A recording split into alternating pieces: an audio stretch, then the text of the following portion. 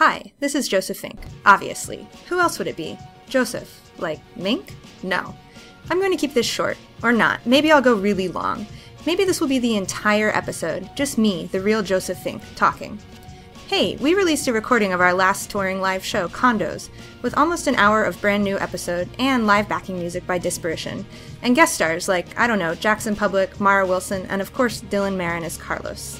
It's available on iTunes and on our Bandcamp at nightveil.bandcamp.com. On our store, we have so many things. We have posters and bags and shirts and patches and and bumper stickers and shirts that glow in the dark and a coffee mug. Go to welcometonightveil.com and click on store to get those things.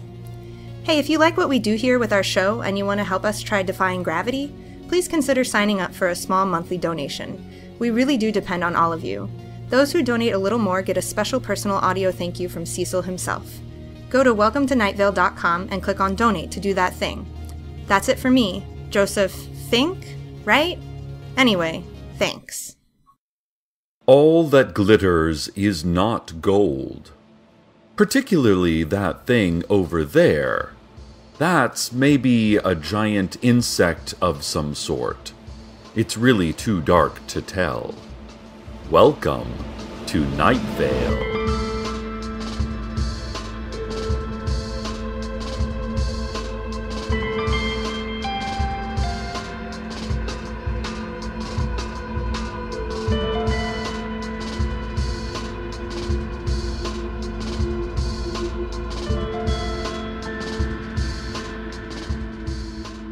I am not a good salesman. This is why I am a radio host, listeners. Because while I like to talk to people, a real people person, it says in Russian at the bottom of my college degree, I don't like to shape a conversation toward buying and selling. I like to tell people stories that affect them, allowing my listeners to process the stories in their own unique ways. I don't want to directly tell them how to think. I am not a good salesman. That being said, I have Girl Scout cookies. Please, if you want some, come on up to the station. My niece, Janice, joined the Girl Scouts last year, and I have box upon box of caramel delights, thin mints, and those lemon ones. There are also quite a few of these new cookies in very heavy, unmarked black boxes that I think are made entirely of metal. And there's one box that's a 5-foot by 5-foot wooden crate with air holes cut into the top and peanut butter patties scrawled on it in permanent marker. I can hear breathing inside. I know people normally order the cookies first and then get them delivered weeks later, but sometimes a mother goes out of town and the stepfather isn't on top of his stepdaughter's extracurricular activities. And then the child doesn't know how to sell cookies on her own. So the kindly uncle with a busy radio job has to step in and buy up a bunch of boxes so she can go camping with her friends while you continue to disappoint everyone with your inattention to detail and sports gambling and idiotic taste in shoes, Steve Carlsberg. Yes, Steve, this is how things sometimes happen. Anyway, listeners, these cookies are delicious, and I had to buy a lot of them. There is barely any room here in the studio or in my producer Daniel's booth, so buy some cookies. Please help us. It is difficult to move, actually. Sorry, I am not a good salesman. Many of you have written in asking about our station cat, Koshekke. He was attacked by an animal that our evil that our station management let in the building for some careless reason. Well, Kosheke is on the mend. He lost his right eye.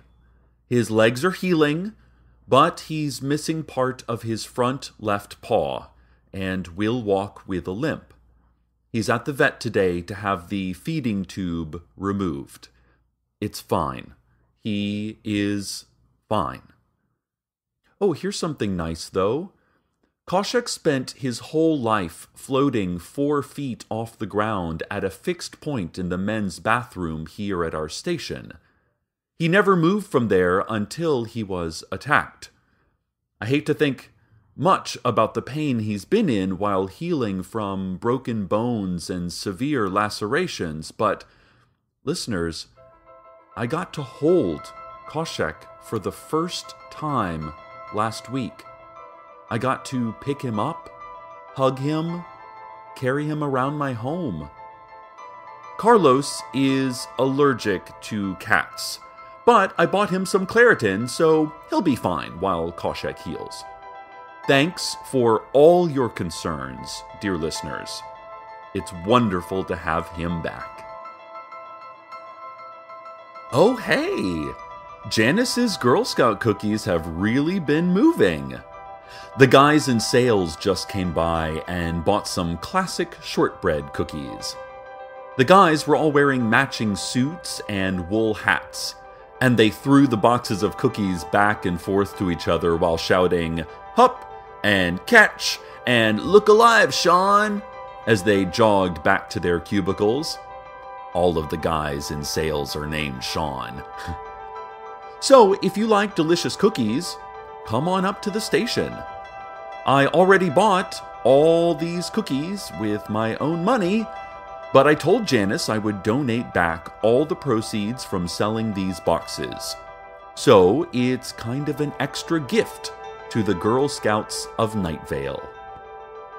Several listeners and co-workers have bought cookies, but no one from station management yet. It's really nice when you have the support of your management. I mean, let's be honest. No job is perfect, and relationships between bosses and employees aren't always friendly. You're going to have disagreements, of course, little disputes, sometimes big disputes, enormous ones, but you get over those things. You forgive and forget, only to retract both and be filled with vindictive rage and unrelenting memories of the pain brought upon you. Such are the difficulties of professional life. Sure do hope station management steps it up here. We're all friends after all. Looking at you in the booth there, Daniel. Oh, listeners, Daniel is blushing. He is very, very red. You have a lot of blood, Daniel. Listeners, I really mean that. Daniel looks to have a lot of blood. Let's have a look now at traffic. Cecil! Hello? Listeners, I just saw a glimmer, a flicker of something here in the studio. One moment there was simply a wall and a floor and air, and then in another moment there was a shape of a person, of a woman, Cecil! It's your former intern. It's me, Dana. Dana, where are you? When are you? For right now, I am here in the studio, but I'm also still trapped in the desert, near the mountain, near the lighthouse. But I'm learning more about how this works. If I turn my head just right, I can not only see places, but I can be places. I can't do it for long, but it's amazing where I can go, when I can go. I've been visiting with John Peters, you know, the farmer, who appears here from time to time. I met briefly one of your former interns, Maureen, who flicks in and out of existence here. I've even made friends with some of the men and women of this nationless army that wanders about the desert. Dana, I am so glad you're here now. I haven't heard from you in months. I told your mother and brother I saw you and you were safe, and that you love them very much. Yes, I know. Thank you, Cecil. And do you know what? Today is my brother's birthday. He's 26 today, and I used the lighthouse and my new abilities to go visit him. I finally got to see my family again, very briefly. That's great news, Dana. But here's what happened, and this is...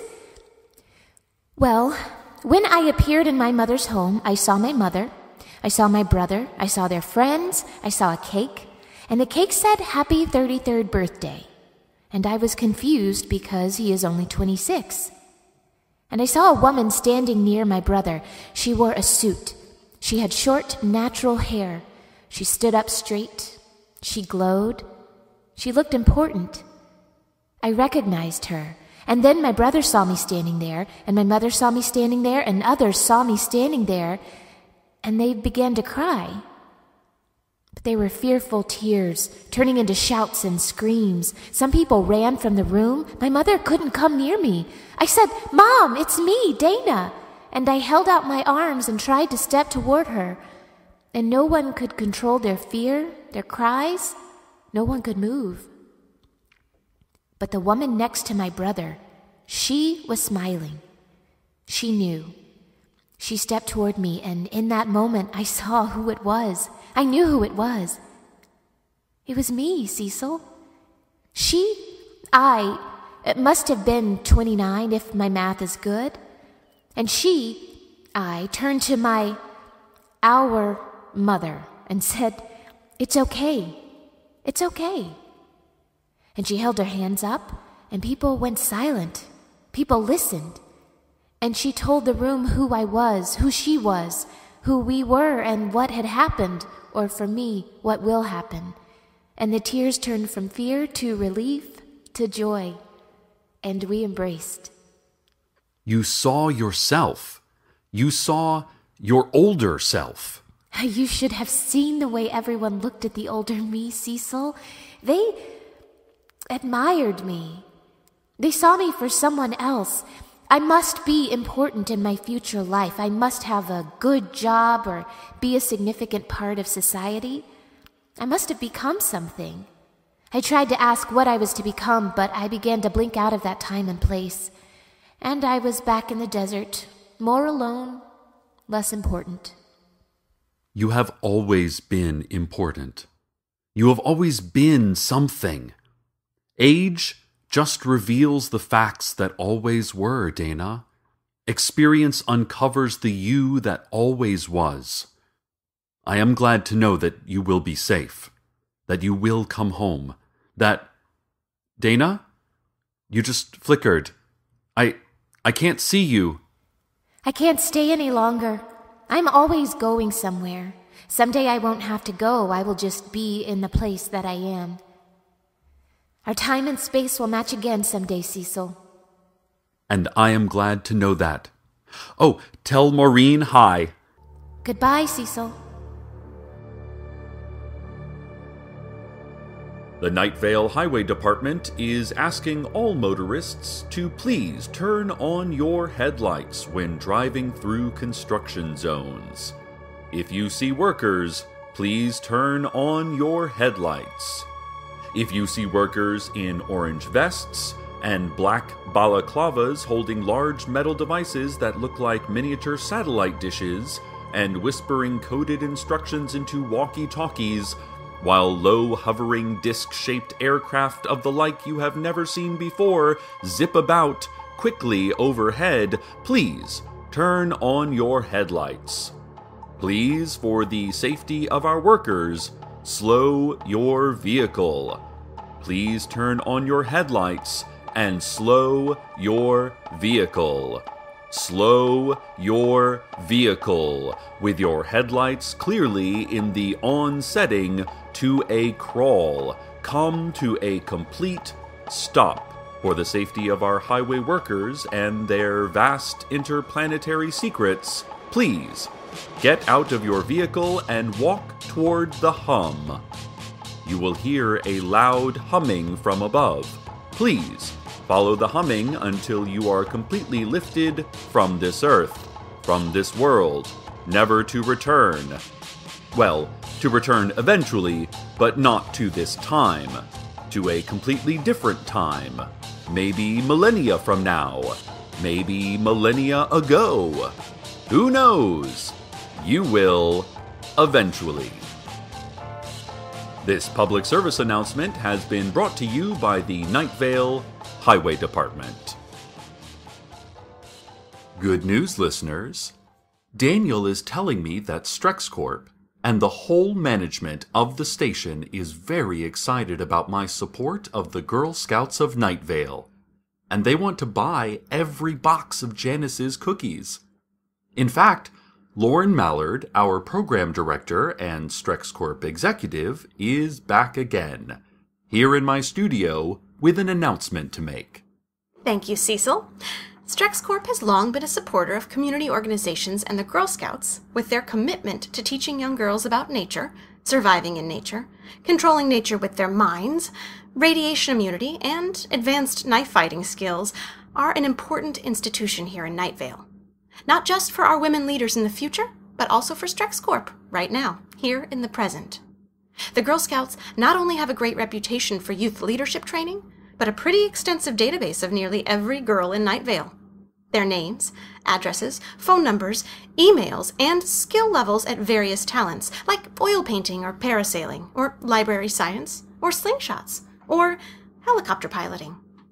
It sure would be nice to know where the young ladies are who are good at helicopter piloting. Very few young girls are trained to fly helicopters. We'd like to hunt down weird phrasing. Scratch that. We'd like to find and meet these talented girls.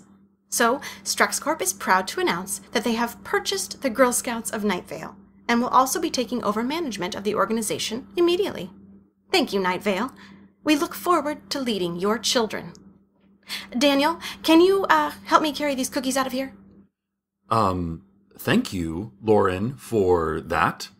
You know, Cecil, I was never a Girl Scout myself, but I can say I am thrilled to support your endeavor to help bring your niece... I'm sorry, what was her name again? I don't want Janice.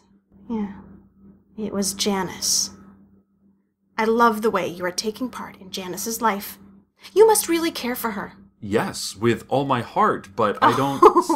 I know what you were about to say. It's my favorite part of your show. Can I do it? Just this once. I've always wanted to do it. Can you do what? How exciting! Thank you, Cecil. Listeners, I take you now to the weather. Your heart is beating. I can see it. I have never felt quite so betrayed. Your love is bleeding. I can hear it saying, darling, come to bed. I don't need it, don't want to see it. Knew you were gone the moment that you spoke, but I don't hear it. I just hear the words we said so long ago. I think we're haunted. I can hear the echoes of the past. Thought I could forgive you, but it's funny how long this pain can last. I think we're haunted, and I would give anything to forget and give you what you've wanted, so I can stop living in regret.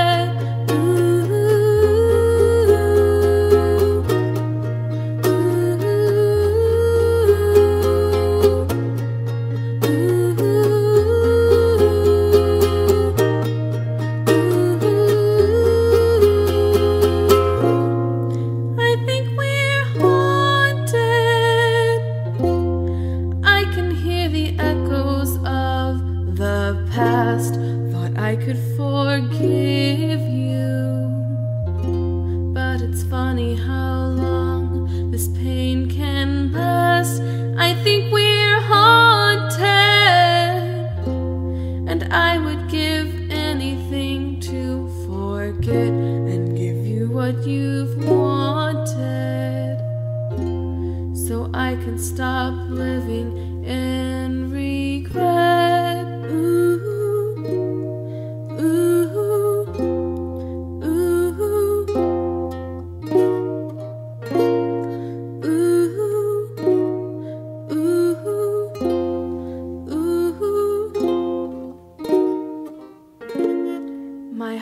heart is wilting.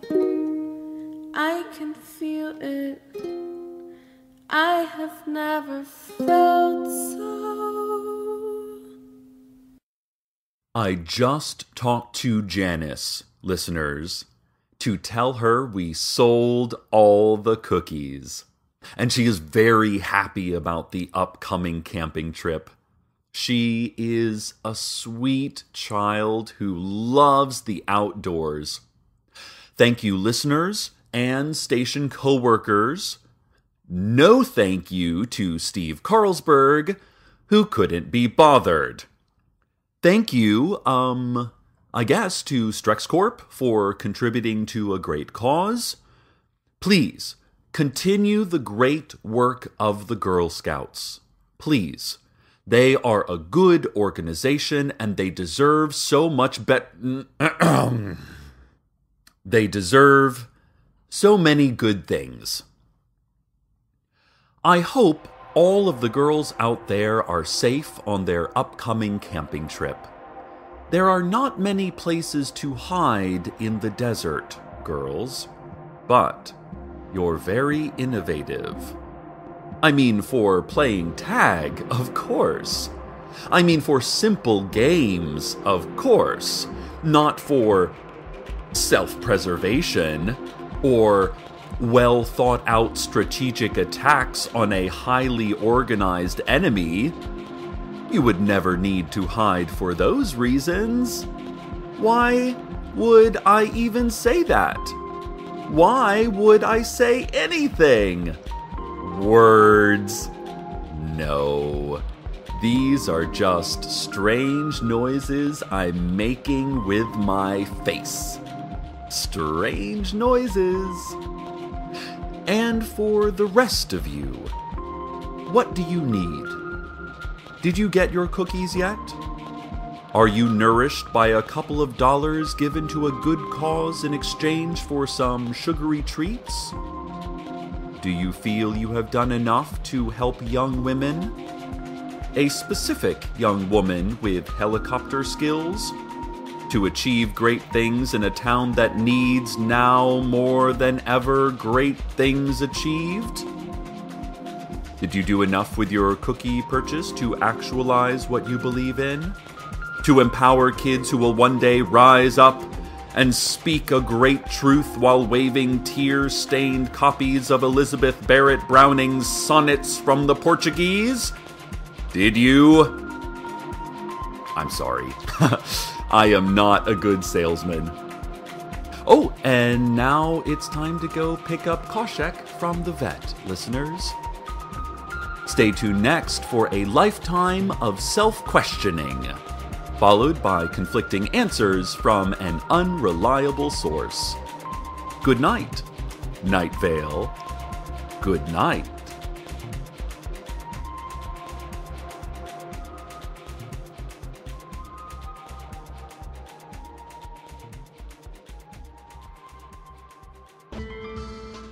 Welcome to Найт-Вейл is a production of Commonplace Books. It is written by Joseph Fink and Jeffrey Craner and produced by Joseph Fink.